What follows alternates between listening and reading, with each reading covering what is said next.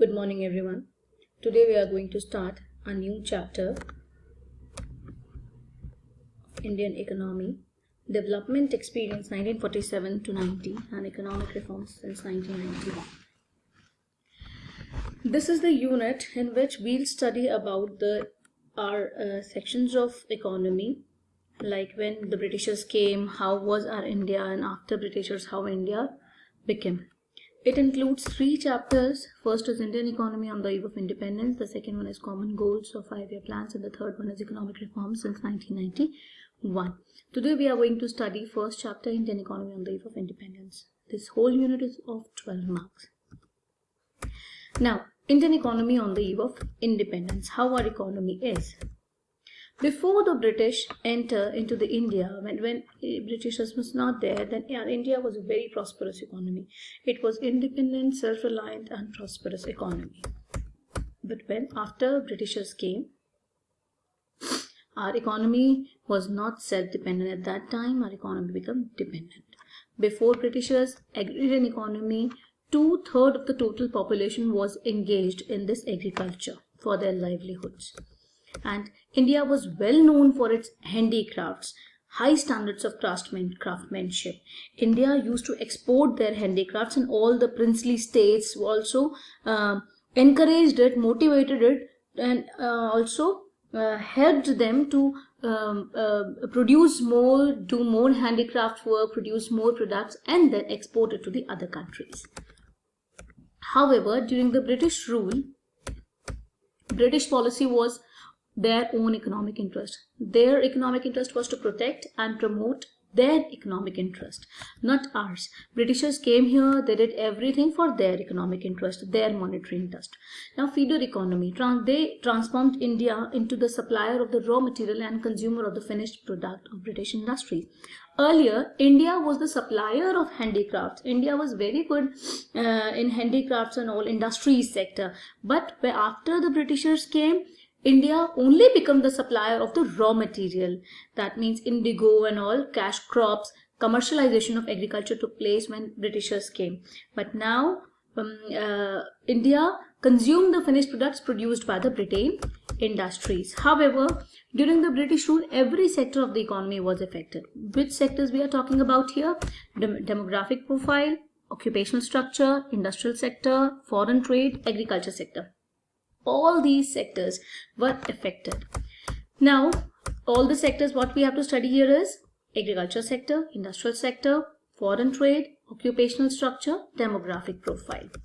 Now, state of agriculture. Although, when we talk about state of agriculture, nearly 85% of the country's population lived mostly in villages and derived their livelihood directly or indirectly from agriculture only. 85% हमारी total population का 85% जो है लोग villages में रहते थे और अपना लाइवलीहुड एग्रीकल्चर से लेते थे. But the agriculture sector was very stagnant मतलब it was not growing properly. वो उसको ग्रो नहीं हो रहा था, बढ़ नहीं रहा था, वहीं का वहीं स्टॉप था. Now during the pre British period the condition of agriculture was not at all satisfactory. Pre British period का मतलब ब्रिटिश से पहले भी एग्रीकल्चर बहुत ज्यादा सेटिस्फैक्ट्री नहीं था, क्योंकि उस टाइम पे भी हमारे एग्रीकल्चर के ऊपर बहुत, हमारी 85% पॉपुलेशन जो है एग्रीकल्चर के ऊपर ही डिपेंडेंट थी. Now state of agriculture. अब हम सिर्फ बात करेंगे एग्रीकल्चर का क्या स्टेट था on the eve of independence. तो 3 चीजें इसके अंदर आती हैं. एक लैंड रेवेन्यू सिस्टम वहां पे चला था जो ब्रिटिशर्स ने चलाया था. Then forced commercialisation of agriculture and then low level of productivity. Now first we talk about when land revenue system. Zamindars exploit the cultivators to maximum by imposing lagaan. Zamindars imposed lagaan on the cultivators. ध्यान में रखो, land जिसका होता था वो काम नहीं करता था, काम और गरीब बंदा करता था. When a poor person, when a small farmer is cultivating, he is a tiller of the land, but he is not the owner of the land. Now, on that land, when they are doing something, they have to pay some tax, or you can say lagan, to the zamindars. Now, dates for depositing specified sum. Specified sum means already decided sum होता था कि जी आपने अपने produce का इतना % हमको देना है. तो dates for depositing specified sum of the revenue were fixed कि इस डेट में देना है. Failing in which they lead to loss their rights, अगर वो नहीं दे पाएंगे तो अपनी राइट्स को खो देंगे। ना प्रॉफिट्स जो होता था उस एग्रीकल्चर से, जितना भी प्रॉफिट होता था वो डायरेक्टली जमींदार ले लेते थे, बट जमींदार फार्मिंग करने में कोई हेल्प नहीं करते थे, उसके इनपुट में कोई हेल्प नहीं करते थे, बट आउटपुट का ज्यादातर शेयर वो ले लेते थे, and they did not even improve the condition of the agriculture. Now what about the forced commercialisation of agriculture? British transformed Indian agriculture into a raw material for their industries. Forced commercializations of agriculture. Earlier we used to grow food crops, but now we are producing cash crops. Britishers ने क्या किया, हम लोगों को हमारे जितने भी farmers थे उनको पैसा दिया, एडवांस पैसा दिया to grow the cash crops instead of the food crops. They encouraged them, incentive दिया उनको एडवांस पैसा देके. गरीब है, गरीबों को क्या होगा, गरीब क्या करेगा, गरीब अपना क्या करेगा, गरीब सिर्फ इतनी बात करेगा कि ठीक है पैसा आ रहा है ना, काम करो, कोई भी काम करना. तो फूड क्रॉप्स हमारे यहाँ बनने कम हो गए थे, कैश क्रॉप ज्यादा बनते थे, like indigo, right. And due to shortages of food crops country had to suffer from the frequent famines. हमारे यहाँ पे फेमाइन्स हो गए थे, फूड क्रॉप्स हमारे यहाँ हो ही नहीं रहे थे, और वो हम लोगों को क्या करना पड़ रहा था, हम लोग उसको इम्पोर्ट कर रहे थे. Now what about the low level of productivity? Agriculture sector, we were earlier also dependent on the rainfall because we were not having good irrigation facilities, dependent on rainfall, no means or incentives to invest in agriculture. Even British sector सरकार ने भी कोई help नहीं की थी कि agriculture के ऊपर कुछ पैसा वो लगाए, ना उसने टेक्नोलॉजी बढ़ाई, ना कोई इरिगेशन फैसिलिटी दी, और फर्टिलाइजर्स का भी नेग्लिजिबल यूज होता था क्योंकि फर्टिलाइजर्स भी वहां पे अवेलेबल नहीं थे. Now we come to the state of industry. Earlier we studied state of agriculture. Now what is state of industry? India could not develop a sound industrial base under British rule and was in a poor state, very poor state, क्योंकि Britishers के उसमें हम लोग अपनी industries को बहुत ज्यादा नहीं बढ़ा पाए थे. अब इसमें हम लोगों को क्या चीजें पढ़नी है, आप इसको याद कर सकते हो, LIGHT, light. State of industry, light. Now L, low contribution of industries to GDP. Industries तो थी बट उसके ना काम इतना ज्यादा नहीं हो रहा था, उसकी ग्रोथ जो है वो बहुत स्लो रेट से हो रही थी, इसीलिए जीडीपी के अंदर हमारे ग्रॉस डोमेस्टिक प्रोडक्ट जो हमारी नेशनल इनकम है उसके अंदर बहुत ही कम कंट्रीब्यूशन हम लोग कर पा रहे थे. Second is I, inadequate role of public sector. Public sector बहुत अच्छे से काम नहीं कर पा रहा था. Public sector means the government sector. G, got shortage of capital good industries. We were having industries but not of the capital good. Capital good industries are those industries in which machines are made, in which plants are made. मतलब जहाँ पे plant and machinery बन रहा है, equipments बन रहे हैं, अब वो हमारे पास कम है तो हम बाकी इंडस्ट्रीज भी अपनी कैसे चला सकते थे. H, huge competition from machine made goods. Now this competition here, they are talking about a competition from machine made goods. Earlier we came to know that India was shortage of machines. Machines नहीं थे, machines बनाने की industries भी नहीं थी, तो हमारे यहाँ पे हैंडीक्राफ्ट होता था, हाथ से काम होता था. ऑब्वियसली जब हाथ से काम हो रहा है वो ज्यादा महंगा है और उसमें उतनी सफाई नहीं होगी जितनी मशीन मेड गुड्स में होगी. तो ब्रिटिशर्स क्या करते थे, अपने यहाँ पे मशीन मेड गुड्स बना के हमको यहाँ पे बेच रहे थे. जब वो यहाँ पर बेचते थे मशीन मेड गुड्स जो है हमारे गुड्स को बहुत तगड़ा कंपटीशन देते थे. और T means two fold, deindustrialisation policy. Deindustrialisation policy, industries को खत्म करना. Two fold, two fold means one, it has made India the supplier of raw material. Number two, it has made India the importer of finished goods produced in the Britain. Okay. Now limited contribution. Now first point L, limited contribution of industries to GDP. Industrial growth rate and its contribution to GDP's country is very small. Only 1/6, about 17% of the GDP was contributed in GDP.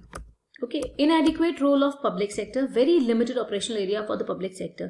Public sector, that means government sector, was only confined to railways, power generations and communication. Got shortage of capital industries. Capital industries जो थी वो हमारे पास नहीं थी. No capital good industries to promote further industrialization process. Only Britishers wanted Indians to be dependent on them for the supply of capital goods and heavy equipment. Now twofold industries, twofold deindustrialization policy.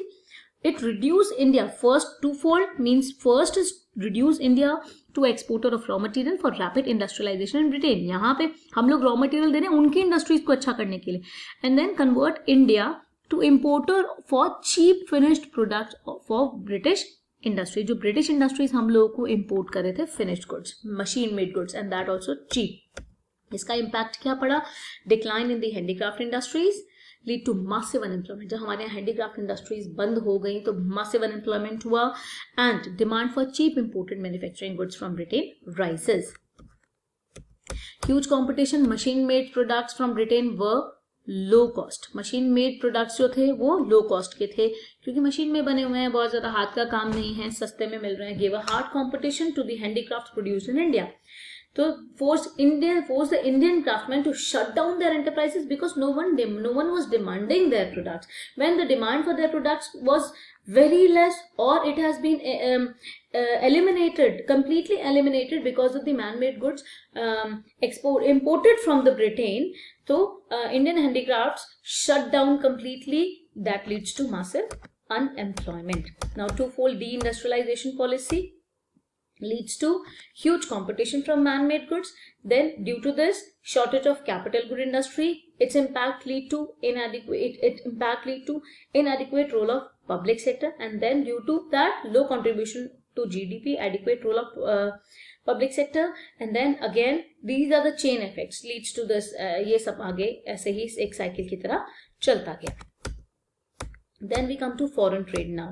Foreign trade before the British enter into India, जब Britishers नहीं आए थे तो foreign trade में क्या था?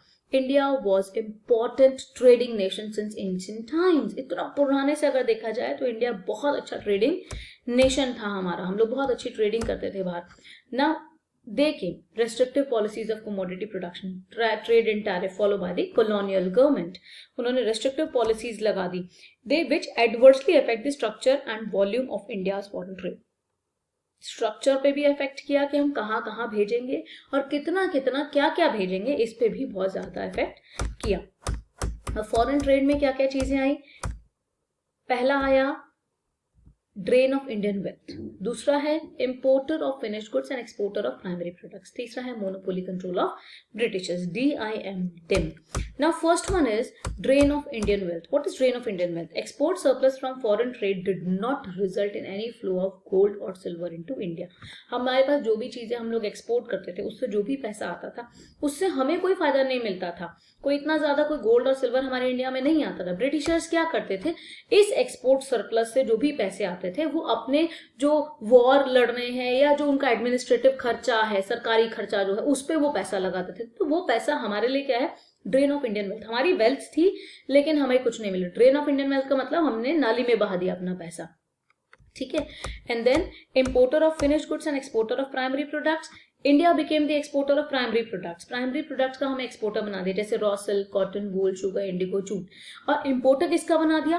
Cotton, silk and woollen clothes. इन सब ये सारी चीजें रॉ में हम भेजते थे और फाइन क्लोथ्स में कन्वर्ट करके, cotton cloth, silk cloth, woollen clothes में कन्वर्ट करके वो हमें बेचते थे.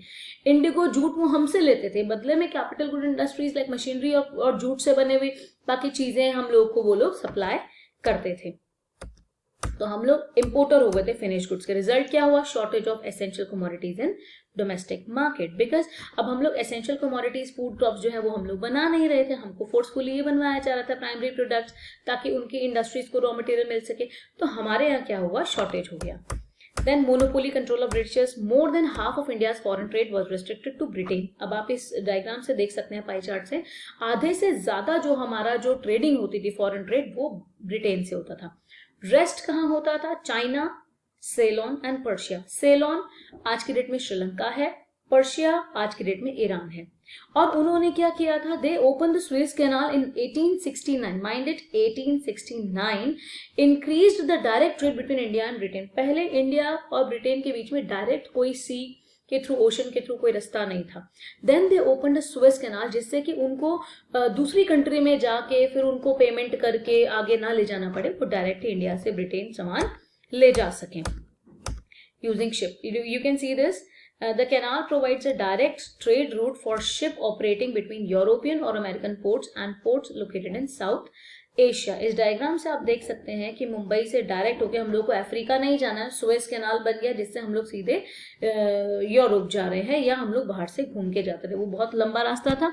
और फिर एक छोटा रास्ता 7200 माइल्स 11,600 किलोमीटर का एक सुएज कैनाल बनाकर डायरेक्ट रास्ता उनको मिल गया, जिससे कि उन्हें अफ्रीका वगैरह होके नहीं जाना पड़ता था। It's opening in 1869 reduced the cost of transportation and made access to the Indian market easier. Now next is occupation structure. Now here we talk about the occupation.